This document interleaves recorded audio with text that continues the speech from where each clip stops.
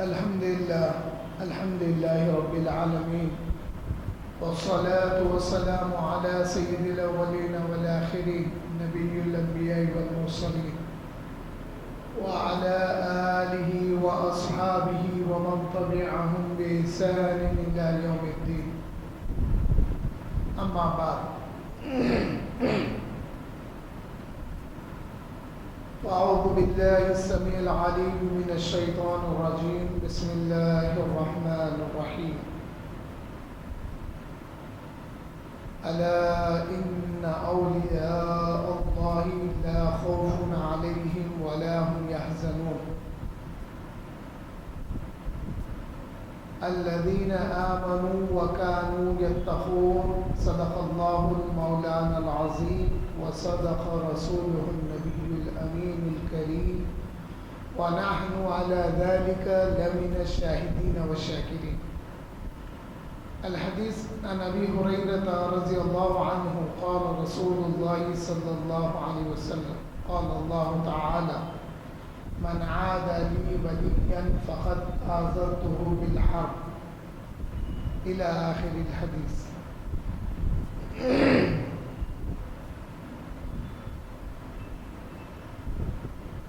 کہاں چھوڑتے ہیں گناہگار دامن کہ وابستہ تیرے ہیں یا غوث اعظم. اغثنی اغثنی اغثنی اغثنی، مدد اپنے خادم کی یا غوث اعظم. حاضرین و سامعین، ابھی جس آیت کریمہ کا میں نے شرف تلاوت حاصل کیا ہے اس میں اللہ جل شانہ فرماتے ہیں: الا، آگاہ ہو جاؤ، خبردار، ہوشیار، ان اولیاء اللہ، بے شک میرے جو اولیاء ہیں، یعنی میرے جو دوست ہیں، یعنی جو اللہ کے دوست ہیں، لا خوف علیہم ولا هم یحزنون، نہ ان کو خوف ہے اور نہ ان کو غم ہوگا. چھوٹے بچے بیٹھے ہوئے ہیں، دھیان دے کے سننا. آپ لوگ اسکول جانے والے ہیں نا، میں کچھ پوچھوں گا تو اس کا جواب بھی دینا، ٹھیک ہے؟ شرمانا نہیں. ہماری جماعت وہ جماعت ہے جہاں پر ہم لوگ مجاہدین اہل سنت تیار کرتے ہیں. ابھی جس آیت کریمہ میں اللہ تعالیٰ فرما رہے ہیں اس کا مفہوم یہ ہے کہ میرے دوستوں کو جب وہ میرے دوست ہو جاتے ہیں یا میں کسی کو اپنا دوست بنا لیتا ہوں تو نہ ان کو خوف ہوگا اور نہ ان کو غم ہوگا. خوف اور غم دو الگ الگ کیفیتیں ہیں. خوف اور غم دو الگ الگ کیفیتیں ہیں. ایک ہوتا ہے خوف، آنے والے دن کا خوف. ارے روز قیامت جو احادیث مبارکہ حضور صلی اللہ علیہ وسلم سے سنے ہیں اس کا خوف. چھوٹی مثال، آدمی اپنے گناہوں کی وجہ سے اپنے پسینے میں ڈوبا رہتا ہے. کسی کو پسینہ یہاں تک، کسی کو یہاں تک، کسی کو یہاں تک، کسی کو یہاں تک. یہ خوف کی بات ہے. تو یہ خوف ہے آنے والے وقت کا خوف. اور غم گزرے ہوئے وقت کا غم ہوتا. جو وقت گزر جاتا نا اس کا غم ہوتا. ارے ایسا ہو گیا، پیسے کا نقصان ہو گیا، یا کسی کا انتقال ہو گیا، جیسا میرے والد کا انتقال ہو گیا، مجھے غم ہے والد کا، ہے نا؟ تو غم گزرے ہوئے وقت کا غم رہتا اور آنے والے وقت کا خوف ہوتا. تو اللہ کے جو محبوب ہوتے ہیں ان کو نہ غم ہے نہ خوف ہے. اس کا مطلب کیا ہے؟ اس کا مطلب یہ ہے کہ ان کی جو پچھلی زندگی ہے وہ اللہ کی اطاعت اور فرما برداری میں گزری ہے، اس لیے ان کو وہ بات کا غم نہیں ہے.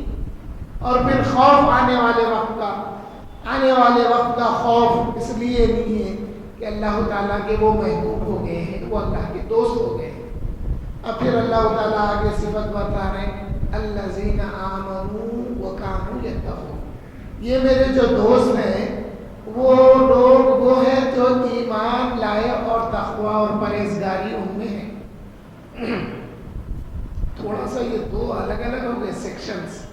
ادھر یوں دیکھنا پڑ رہا ہے، ادھر یوں دیکھنا پڑ رہا ہے، تھوڑے یہ 6-8 آدمی آ جائیے،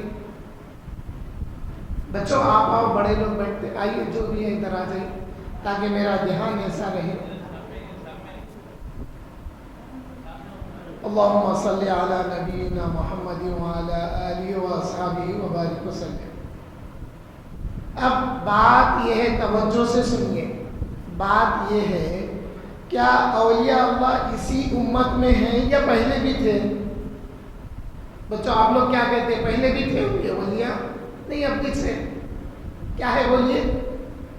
پہلے بھی تھے. حضرت آصف بن برقیہ حضرت سلیمان علیہ السلام کے پاس ایک ایسے ولی تھے، انہوں بولے اے سلیمان علیہ السلام آپ میرے کو اجازت دیجئے میں پلک جھپکنے تک وہ تخت بلقیس اس کو میں حاضر کر دیتا ہوں. یہ تصرف ہوتا ہے ولی کا، ولی کو اتنا پاور آ جاتا ہے. اب میں کوشش کروں گا کہ یہ باتوں کو سائنس کے ذریعے، آپ کے میرے ہاتھ میں موبائل ہے نا، موبائل کے ذریعے سمجھانے کی کوشش کروں گا. میں ولی اللہ کے ولی، اللہ کے دوست پہلے سے تھے. جب اللہ تعالیٰ فرمایا وَإِذْ قَالَ رَبُّكَ لِلْمَلَائِكَةِ إِنِّي جَاعِلٌ فِي الْأَرْضِ خَلِيفَةً، اللہ تعالیٰ جب اعلان کرے کہ میں زمین میں اپنا خلیفہ بناتا ہوں، تو فرشتے، تفصیل میں نہیں جاتا، فرشتے بولے اے اللہ آپ ایسے کو خلیفہ بنائیں گے جو زمین پہ قتل اور غارت گری کریں گا؟ تو اللہ تعالیٰ بولے انی اعلم ما لا تعلمون، میں جو جانتا ہوں تم نہیں جانتے. اس کے بعد میں اللہ تعالیٰ نے آدم علیہ السلام کو اپنے اسماء کا علم عطا کیا. اللہ تعالیٰ نے آدم علیہ السلام کو جب خلیفہ بنایا تو علم بھی عطا کیا. جب فرشتوں سے بولا کہ اب بولو تم، فرشتے بولے اے اللہ ہم اتنا جانتے جتنا آپ ہم کو بتائیں. اب یہاں پہ یہ فرشتے عاجز ہو گئے تو کمال کس میں آ گیا؟ کمال حضرت آدم میں آ گیا. اس لیے کہ اللہ نے ان کو خلیفہ بنانے کے وقت ان کو علم بھی عطا کر دیا، اپنے اسماء کا علم. جو کچھ کائنات ہے وہ اللہ کے اسماء الہی سے سارا علم عطا کیا تھا. تو پتہ یہ چلا اللہ جب کسی بندے کو ولایت عطا کرتا ہے تو وہ ایسی ولایت نہیں ملتی، اس کو علم بھی ملتا ہے. وہ مفسر قرآن بھی ہوتے ہیں اور شیخ الحدیث بھی ہوتے ہیں اور ان کے پاس تفقہ فی الدین بھی ہوتی ہے. کچھ باتیں جو ہے وہ ظاہر کی ہوتی، کچھ باتیں باطن کی ہوتی. تو آئیے پھر میں بتاتا ہوں آپ کو ولایت کس کو بولتے اور ولایت کس کو بولتے. اگر ولایت واؤ کے زبر سے پڑھے ولایت، تو یہ ولایت کیا ہوتی؟ ظاہری دنیا میں جو حکمران ہوتے نا، اس حکمرانی کو ولایت کہتے ہیں. ہنالک ولایت للہ الحق، قرآن کی آیت ہے، وہاں پر ولایت کا ذکر آیا. یہ جو ظاہری بادشاہ، ظاہری حکومت ہوتی ہے اس کو ولایت کہتے ہیں. اسی کو اگر ولایت پڑھیں گے تو جو چھپی ہوئی باتوں کے بادشاہ ہوتے ہیں ان کو، اس کو ولایت کہتے ہیں. تو جب یہ دو جس میں جمع ہوتے ہیں اس کو ولی کہتے ہیں. تو ولی کا تصور ظاہر میں بھی ہوتا، ولی کا تصور باطن میں بھی ہوتا ہے. ولی کا تصرف ظاہر پہ کیسا؟ دلی کی مسجد میں جب مؤذن نے اقامت دی اور امام نے اللہ اکبر کہا تو پیچھے سے صوفی سرمد کہنے لگے اس امام کی نیت میرے قدموں کے نیچے. لوگ پریشان ہو گئے، ہاں یہ تو امام نماز پڑھ رہا اور اس کی نماز اللہ کے لیے ہونی چاہیے، صوفی سرمد کہتے ہیں میرے قدموں کے نیچے، یہ کیسا؟ بات بڑی بادشاہ تک چلی گئی. اس زمانے میں بھی ولیوں کے مخالف تھے، ہاں ایسا کیسا ہوتا، بولنے والے تھے. سب مل کے کوشش کرے تو حضرت صوفی سرمد رحمت اللہ علیہ کو شہید کر دیا گیا. ان کے شیخ کو معلوم ہوا، دوڑے دوڑے آئے، بولے ہائے میرا سرمد، ہائے میرا سرمد. بولے ارے سرمد کو کیوں مارے؟ آخر اس نے کہا کیا تھا؟ بولے انہوں نے کہا تھا کہ امام کی نیت میرے قدموں کے نیچے. بولے ارے وہ ایسا بولا تو پھر آؤ وہ کہاں نماز پڑھ رہا تھا؟ جگہ بتائی گئی. پھر بولے کہ یہاں کھودو. جب میرے سرمد نے کہا ہے کہ اس کے قدموں کے نیچے امام کی نیت ہے تو آؤ دیکھتے ہیں امام کی نیت کیا تھی. تو دیکھے تو قدموں کے نیچے خزانہ نکلا. پھر امام سے پوچھے سچ سچ بتا تیری نیت کیا تھی. امام کہنے لگا کہ بڑے زمانے کے بعد بادشاہ وقت میرے پیچھے نماز پڑھنے لگا. میں سوچنے لگا کہ اگر میں اچھی نماز پڑھا لوں تو ہو سکتا بادشاہ میں کوئی انعام عطا کروں گا. یہ ہے تصرف ظاہر. بہت ساری مثالیں. پھر ایک تصرف باطنی بھی ہوتا. چھپی ہوئی باتوں کو ظاہر ان ولیوں پہ ہوتی ہے. وہ باتیں کیسا ظاہر ہوتی تو دیکھیے حاضرین محترم. ولی اللہ کے قرب کی ابتدا کا نام ولی ہے. جیسا حضرت ابو ہریرہ رضی اللہ تعالیٰ عنہ سے ایک روایت جو میں نے ابھی پڑھی ہے کہ حضور صلی اللہ علیہ وسلم نے فرمایا اللہ جل شانہ فرماتے ہیں. تو اس کو حدیث قدسی کہتے ہیں. ایک ہے کلام اللہ, اللہ کا کلام, جس کو ہم قرآن مجید کہتے ہیں. قرآن مجید اللہ کا کلام ہے, لیکن ملا کس سے؟ ملا کس سے؟ رسول اللہ سے ملا. اب رسول اللہ نے فرمایا یہ اللہ کا کلام ہے تو وہ اللہ کا کلام ہو گیا. اب پھر رسول اللہ نے جو فرمایا یہ میری حدیث ہے تو پھر وہ حدیث شریف ہو گئی. اور پھر رسول اللہ نے فرمایا اللہ نے مجھ سے فرمایا تو بعض ایسی کلام اللہ کے حدیث قدسی ہو گئی. اس میں اللہ تعالیٰ اپنے محبوب سے فرماتا ہے اے میرے محبوب من عاد لی ولیا فقد آذنتہ بالحق. اے میرے محبوب, اے میرے پیارے مصطفیٰ, جو میرے ولی سے دشمنی کرے گا, عداوت رکھے گا, میں اس سے اعلان جنگ کر رہا ہوں. اس کو میں اعلان جنگ کی دعوت دیتا ہوں اور میں اسے اعلان جنگ کرتا ہوں. تو اب بولو کوئی اللہ سے جنگ کر سکتے؟ نہیں کر سکتے. تو پھر اللہ کے ولی کے بارے میں برا بولنا نہیں بولنا, بات سیدھی سیدھی ہے. اب اللہ تعالیٰ اپنے محبوب, اپنے دوست, اپنے ولی کی صفت بتا رہے ہیں. کیا بتا رہے ہیں؟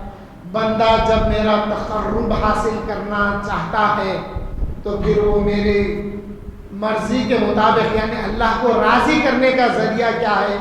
اللہ نے جو فرائض کو مقرر کیا ہے وہ فرائض کو جب یہ ادا کرنے لگتا ہے اس کے ذریعے وہ اللہ کا محبوب ہوتا ہے.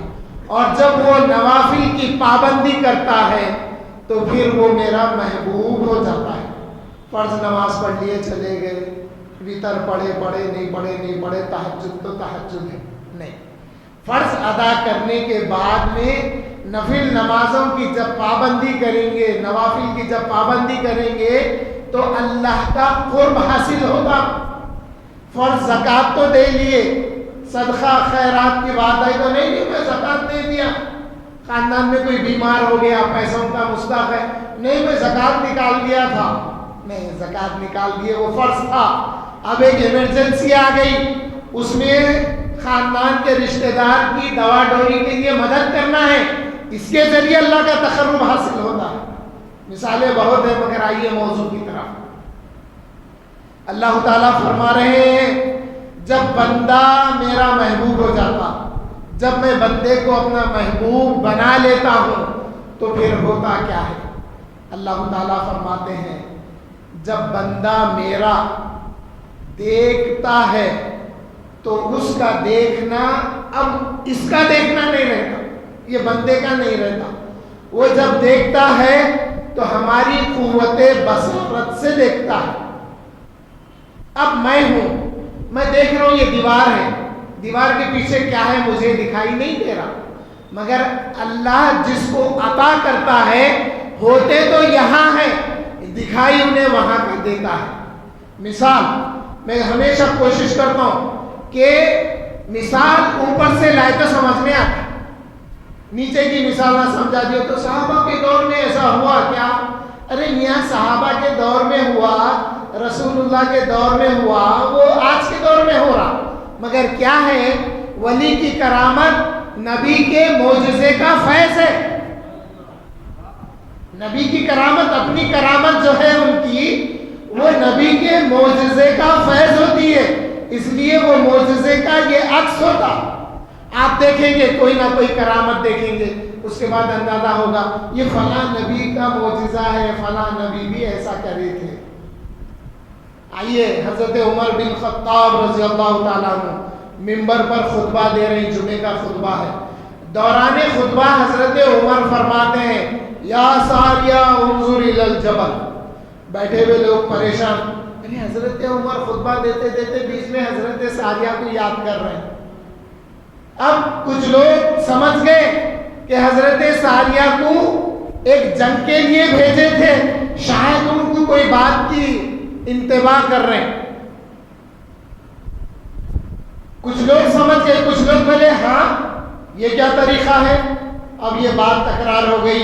اس کے بعد کچھ لوگ پوچھے حضرت عمر سے، بولے کہ کیا کچھ جنون تھا؟ جنون کا ایک معنی کیا ہے معلوم؟ کسی کی محبت میں اپنے کو بھول جانا، یہ جنون ہے۔ تو حضرت عمر، میں ممبر پہ ہوں، میں مدینے میں ہوں، مسجد نبوی میں ہوں، میں لوگوں سے خطاب کر رہا ہوں، یہ حضرت عمر کو یاد نہیں رہا، یاد رہا تو ان کی فکر رہی۔ کیوں کہ وہ جب فتح یاب ہو کے آ رہے تھے تو دشمن پیچھے سے حملہ آور ہو رہے تھے۔ تو حضرت عمر بن خطاب رضی اللہ تعالیٰ عنہ کو حضرت ساریہ کی فکر تھی۔ مدینہ شریف میں ممبر سے خطاب کر کے فرمایا یا ساریہ انظر الی الجبل۔ تو ہیں تو حضرت عمر مدینہ شریف میں، دکھائی کہاں کا دے رہا ہے؟ حضرت ساریہ نظر آ رہے ہیں۔ تو یہ ہوتا ہے، اس لیے اللہ تعالیٰ فرمائے جب بندہ میرا محبوب ہو جاتا ہے، جب میں بندے کو محبوب کر لیتا ہوں تو جب وہ دیکھتا ہے تو اس کا دیکھنا نہیں رہتا، وہ میری قوت بصارت سے دیکھتا ہے۔ پھر جب بندہ کسی چیز کو پکڑتا ہے تو اس کی پکڑ اپنی نہیں رہتی، اس کی پکڑ دست قدرت کی پکڑ رہتی ہے۔ حاضرین محترم، یہ صفتیں اللہ تعالیٰ نے اپنے بندے کے لیے خاص ارشاد فرمائی۔ جو بندہ اللہ کا دوست ہو جاتا ہے، پھر اللہ تعالیٰ نے فرمایا کہ وہ بندہ جب وہ سنتا ہے تو سننا اس کا نہیں رہتا، اب وہ میری قوت سماعت سے سنتا ہے۔ تو اب یہ حدیث شریف میں احتیاط اس بات کی ہے، اب اگر اس کا ترجمہ لفظی اگر کر دیے تو پھر اللہ حلول کر گیا، کیا سمجھ میں آتا؟ اللہ حلول نہیں کرتا، اللہ حلول سے پاک ہے۔ تو اللہ نے جو صفتیں بیان کی ہے وہ اس کی قوت سماعت، قوت بصارت اور قوت پکڑ اور اس کا جو چلنا ہے اس کے بارے میں اللہ فرمایا جب بندہ چلتا ہے تو چلنا اس کا نہیں رہتا، اب اس کو میں قوت عطا کرتا ہوں۔ ہوتا تو یہاں ہے، پھر وہ دیکھنے میں وہاں تک پہنچ جاتا ہے۔ جیسے حضرت احمد باد پاگا قصہ مشہور ہے، آپ تھے تو یہاں پہ جب ضرورت پڑی، جب کسی وجہ سے گئے تو رات کے کچھ حصے میں دلی پہنچ گیا، پھر وہاں سے آ بھی گئے۔ اب اس کو موجودہ دور میں ہم سائنس سے کیسا سمجھیں گے، موبائل سے کیسا سمجھیں گے؟ اس کو سمجھنے کے لیے ایک دو مثالیں پیران پیر کے واقعات سے دے کے اپنی بات کو پوری کر لیتا ہوں۔ پیران پیر کی خصوصیات میں، آپ کی کرامات میں ایک کرامت یہ تھی، آپ نے فرمایا کہ میں ساری دنیا کو اپنی ہتھیلی میں دیکھتا ہوں۔ تو اس زمانے میں جو چاہنے والے تھے خوش ہو گئے، بولے یہ تو پیران پیر کا کمال ہے، اللہ نے کمال عطا کیا، خوش ہو گئے۔ کچھ لوگ بولے ہاں ایسا کیسا ہوتا، وہ آج بھی بولنے والے ہیں۔ مگر آپ کے میرے ہاتھ میں موبائل ہے، موبائل میں اگر ہم گوگل ارتھ دیکھتے ہیں، جیسے ہم وہ آئیکن پہ کلک کریں گے ایک گلوب آتا، ایک دنیا کا دائرہ آتا، اس کو یوں کرے تو ساؤتھ افریقہ کے کنٹریز بتاتا تھا، یوں کرے تو مڈل ایسٹ بتاتا تھا، یوں کرے تو ایشین کنٹریز بتاتا۔ تو پھر ہم ایشین کنٹریز پہ انڈیا، پاکستان، بنگلہ دیش، پھر چائنا، یہ سب بتا رہا، انڈیا پہ کلک کرے وہ کھلتا، پھر اور کلک کرے تلنگانہ دکھتا، اور کلک کرے حیدرآباد دکھتا، اور اس کو زوم کرے تو یہ مسجد بھی دکھتی، رائٹ؟ تو یہ بات جب ہمارے لیے ہے تو اللہ کے ولی کے لیے کچھ بھی نہیں ہے. انہوں بغیر موبائل کس دیکھتے بھی یہاں، انہوں ذہن میں دیکھے کہ میں حیدرآباد دیکھتا ہوں بولتے ہی آ جاتا ہوں، ان کو کلک کرنے کی بھی ضرورت نہیں ہے. یہ ایک مثال. دوسری مثال جو ہم مثال دیتے تو لوگ اس کو طنز کرتے، چور کو ولی بنا دیتے. ارے ہاں، پیرانی پیر کہتے چور بھی ولی بنتا. چور چوری کرنے کے لیے آیا، بہت سارا مال جمع کر لیا، جب جانے لگا تو اس کو آنکھوں کو دکھائی نہیں دیا، دروازہ کدھر ہے نہیں دکھ رہا، اندھیرے میں پریشان رونے لگا. پیرانی پیر کو آواز آئی، بولے کون رو رہا؟ بولا حضرت آپ کا نہیں، میں دنیا کا مال لے جانے آیا تھا، مال جمع کر کے جا رہا ہوں تو دکھ رہا کچھ بھی نہیں، میں پریشان ہوں، رو رہا. تو بولے آؤ ادھر آؤ بٹھائے. کچھ لوگ آگے بولے حضرت سیدی عبد القادر الجیلانی پیرانی پیر غوث اعظم دستگیر رضی اللہ تعالیٰ عنہ فلاں مقام کا ایک ابدال کا انتقال ہو گیا ہے، اگر آپ ابدال دیے تو اس کی جگہ اس کو مقرر کر دیتے. یہ ہے تصرف ظاہر اور باطن میں پیرانے پیر کا. پیرانے پیر بولے یہ صاحب چوری کرنے آئے تھے، ان کو لے کے جاؤ گے. اب یہ بات کو کیسا سمجھیں گے آپ؟ ایک چور کو ولی بنا دیے. کیسا بنائیں؟ آپ میں سے کوئی موبائل خریدے، موبائل میں گانے، فلم، یہ وہ سب تھا. اب آپ چاہ رہے ہیں اس میں قرآن شریف ڈاؤن لوڈ کرنا، نعت ڈاؤن لوڈ کرنا. آپ چاہ رہے ہیں کہ یہ گانے سب نکل جانا، نکل کے قرآن آنا، گانے سب چلے جانا، قرآن آنا، نعت آنا، منقبت آنا. کیا کرتے آپ؟ فارمیٹ کرتے نا موبائل کو. فارمیٹ کرے تو کوئی چیز باقی رہتی نہیں رہتی. اس کے بعد آپ جب ڈاؤن لوڈ کریں تو جو ڈاؤن لوڈ کریں وہ قرآن آ جاتی، نعت آ جاتی، منقبت آ جاتی، آتی نہیں آتی. تو یہ چیزیں ہم دیکھ رہے ہیں نا بھائی، تو پھر انکار کا ایک قبول کر لینا، خوش ہونا، دل سے خوش ہونا. ہاں یہ کام پیرانے پیر کر سکتے ہیں. حضرت غوث اعظم دستگیر رضی اللہ تعالیٰ عنہ، حضرت پیرانے پیر غوث اعظم دستگیر رضی اللہ تعالیٰ عنہ سیدی عبد القادر الجیلانی رضی اللہ تعالیٰ عنہ کا سلسلہ نسب، آپ کا رشتہ حضور صلی اللہ علیہ وسلم کے شہزادے دو نواسے حضرت امام حسن اور حضرت امام حسین سے ملتا ہے. یہ بات مشہور ہے، معروف ہے، سب کو معلوم ہے. مگر میں آج بتاؤں گا کہ باقی تین خلفاء سے بھی آپ کی رشتہ داری لگتی ہے اوپر. جیسے حضرت پیرانے پیر غوث اعظم دستگیر رضی اللہ تعالیٰ عنہ کے والدین کا سلسلہ میں والد کا سلسلہ حضرت امام حسن سے ہے، اور والدہ ماجدہ کا سلسلہ امام حسین سے ہے. آپ اس لیے سید السادات ہیں، نذیر الطرفین ہیں. یہ ہو گیا. اب ایک سلسلہ میں بتاتا ہوں آپ کو، حضرت ابو بکر صدیق رضی اللہ تعالیٰ عنہ، یعنی پیرانے پیر غوث اعظم دستگیر رضی اللہ تعالیٰ عنہ کو جہاں حضرت مولا علی کرم اللہ وجہہ کا فیض حاصل ہے، وہیں پہ حضرت ابو بکر کا بھی فیض حاصل ہے، وہیں پہ حضرت عمر رضی اللہ عنہ کا بھی فیض حاصل ہے، وہیں پہ حضرت عثمان غنی رضی اللہ تعالیٰ عنہ کا فیض بھی غوث اعظم دستگیر رضی اللہ تعالیٰ عنہ کو حاصل ہے. وہ کیسا ہے؟ حضرت ابو بکر صدیق رضی اللہ تعالیٰ عنہ کے صاحبزادے ہیں جن کا نام عبد الرحمن ہے. ان کے صاحبزادے ہیں عبداللہ، ان کے صاحبزادے ہیں حضرت طلحہ، ان کے صاحبزادے ہیں حضرت محمد، ان کی صاحبزادی کا نام ہے بی بی سلمہ، اور یہ بی بی سلمہ حضرت پیرانے پیر غوث اعظم دستگیر رضی اللہ تعالیٰ عنہ کی دادی ہوتی ہے. اس لحاظ سے آپ کی نسبت، آپ کا سلسلہ نسب حضرت خلیفہ اول افضل البشر بعد الانبیاء بالتحقیق سیدنا ابو بکر صدیق رضی اللہ تعالیٰ عنہ سے ملتا ہے. اسی طرح سے آپ کے اوپر ایک دادی کا سلسلہ حضرت عثمان غنی رضی اللہ تعالیٰ عنہ کی صاحبزادی ہوتی ہے.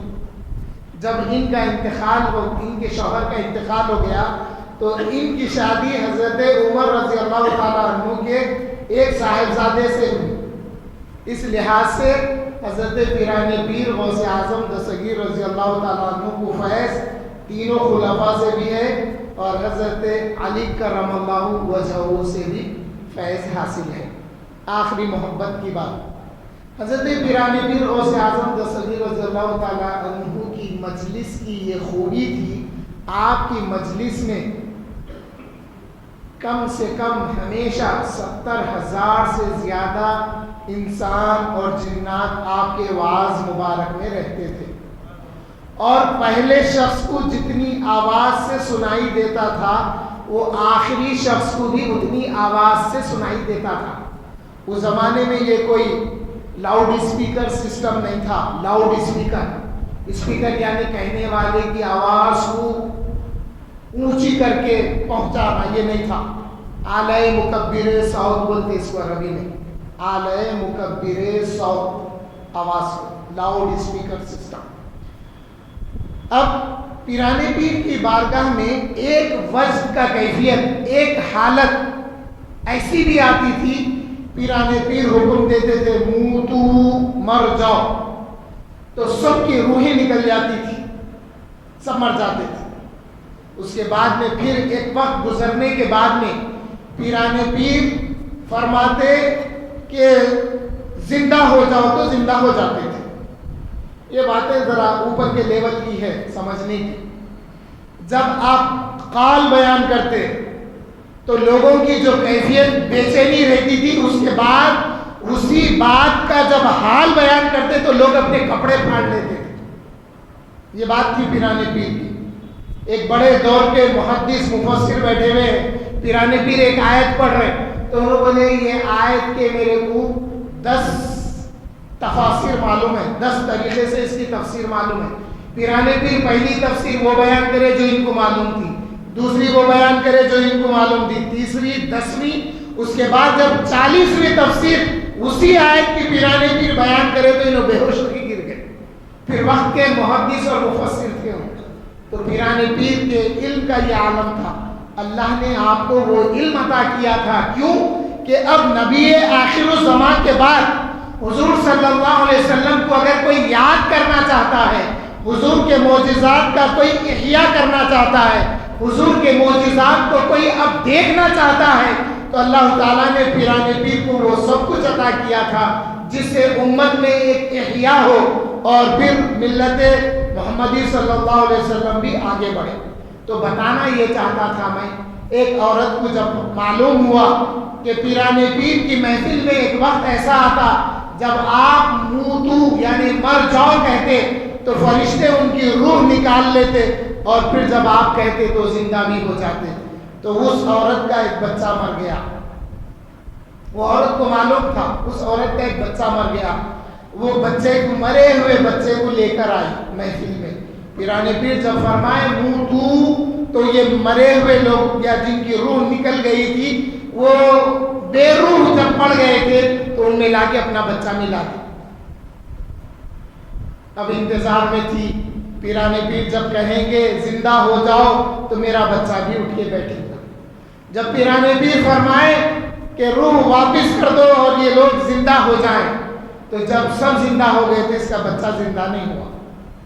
اب رونے لگی، چیخنے لگی، پکارنے لگی، یا شیخ عبد القادر جیلانی میرا بچہ زندہ نہیں ہوا، آپ زندہ ہو جاؤ. بولنے کے بعد پیران پیر پوچھے ہاں کیا وہ میرے بولنے سے مرا تھا؟ بولے نہیں، میں ایک امید سے لائی تھی میرے بچے کو کہ آپ اگر زندہ ہو جاؤ کہیں گے تو ان سب میں میرا بچہ بھی زندہ ہو جائے گا. تو پیران پیر فرمائے کہ کیا میرے کہنے سے تیرا بچے کی روح گئی تھی؟ بولے نہیں. تو بولے اچھا کیا آج میرے مدرسے کے سامنے سے تیرا بچہ گزرا؟ بولے نہیں. تو پھر پوچھے کیا تمہارا بچہ یا تم کبھی بچے کو میرے پاس لے آئی تھی؟ تو بولی ہاں پیران پیر غوث اعظم دستگیر رضی اللہ تعالیٰ عنہ ایک وقت میں آپ کے پاس دعا پڑھانے لائی تھی. اس نسبت سے اس بچے کو پھر حیات ملی۔ یہ تصرف پیرانے پیر کا باطن میں بھی ہے، ظاہر میں بھی ہے۔ پیرانے پیر کو اللہ تعالیٰ نے اختیار دیا تھا، اور یہ سب چیزیں کیوں ہوتی ہیں، یہ کرامتیں ظاہر کیوں ہوتی ہیں، یہ کرامتیں دیکھ کے لوگ سمجھتے کیا ہیں؟ تو یہ کرامتیں دیکھ کر لوگ کیا سمجھتے ہیں؟ اللہ کے رسول آپ کے میرے آقا سے پوچھا گیا، یا رسول اللہ من ہم اولیاء اللہ، یا رسول اللہ اولیاء اللہ کون ہے؟ تو اللہ کے رسول نے فرمایا، جن کو دیکھنے سے اللہ کی یاد آ جائے وہ اللہ کے ولی، وہ اللہ کے دوست ہیں۔ پھر ایک صحابی نے پوچھا، یا رسول اللہ اولیاء اللہ کون ہے؟ تو آقا کریم نے فرمایا، اللہ کے ولی وہ ہیں جن کو دیکھنے سے تم اللہ کا ذکر کرنے لگو، یہ ہے اولیاء اللہ۔ تو پیرانے پیر کے پاس آ کر آپ کی کرامتیں، آپ کی یہ جو تصرفات ہیں ظاہر اور باطن میں دیکھ کر لوگ اللہ کے اور بھی قریب ہو جاتے تھے۔ پیرانے پیر لوگوں کو اللہ کے قریب کرنے کے لیے آئے تھے، اور کچھ اللہ کے ولی ایسے ہوتے ہیں جو جلالی ہوتے ہیں اور کچھ جمالی ہوتے ہیں۔ جو جمالی اللہ کے ولی ہوتے ہیں اکثر ان سے کرامتیں ظاہر نہیں ہوتی، وہ اللہ اللہ کر کے گزر جاتے۔ اب ایک بات سمجھیے، اللہ کے نبی اللہ کی طرف سے بندوں میں آتے ہیں، اللہ کے نبی اور رسول اللہ کا پیغام بندوں تک پہنچاتے ہیں، ان کی نسبت اللہ سے بندوں کی طرف ہوتی، مگر ولی کی نسبت کیا ہوتی؟ ولی اہل ایمان میں رہتے ہوئے انہیں اپنے آپ کو الگ کر کے انہیں اللہ کی طرف رجوع ہو جاتا ہے، جس کا پتہ سب کو نہیں چلتا۔ تو کچھ چھپے ہوئے ولی ہوتے ہیں جو خاموش اللہ چلے جاتے ہیں، اور کچھ جمالی اور جلالی جو ولی ہوتے ہیں ان سے کرامتیں ظاہر ہوتی ہیں، ان کے پاس کوئی چیز برداشت نہیں ہوتی۔ ہمارے پاس محلے میں ایک درگاہ شریف ہے، وہاں پر جلال کا یہ عالم ہے، املی کا جھاڑ ہے، اس میں املی لگتی ہے، بچے شریر بچے وہ جھاڑ پہ چڑھ کے املی توڑنے کی کوشش کرتے، املی نہیں توڑ سکتے، گر جاتے وہ لوگ۔ برسوں سے یہ ماننا ہے کہ وہ جلالی بزرگ ہیں، ان کی مزار وہ جھاڑ کے نیچے جھاڑ پہ چڑھ کے املی نہیں توڑ سکتے، اور بندر بھی نہیں آتے وہ جھاڑ پر، پرندے بھی نہیں آتے وہ جھاڑ پر۔ بعض اولیاء کرام کا جلال ایسا ہوتا ہے۔ تو حاضرین محترم، اللہ تعالیٰ سے دعا گو ہوں کہ مرے دم تک ہم کو اللہ تعالیٰ پیرانے پیر سے وابستہ رکھے، موت سے قبل بھی پیرانے پیر کی مدد بھی آئے ہم کو، اور خبر میں بھی پیرانے پیر کی مدد آئے، اور حشر میں بھی ہم پیرانے پیر کے ساتھ حضور صلی اللہ علیہ وسلم کے پاس حاضر ہوں، اور حضور صلی اللہ علیہ وسلم کے دست مبارک سے حوض کوثر کا پیالہ ہم کو نصیب ہو آئے۔ اللہ مرنے سے پہلے زبان پر کلمہ طیب لا الہ الا اللہ محمد رسول اللہ نصیب فرما، آمین والحمدللہ رب العالمین۔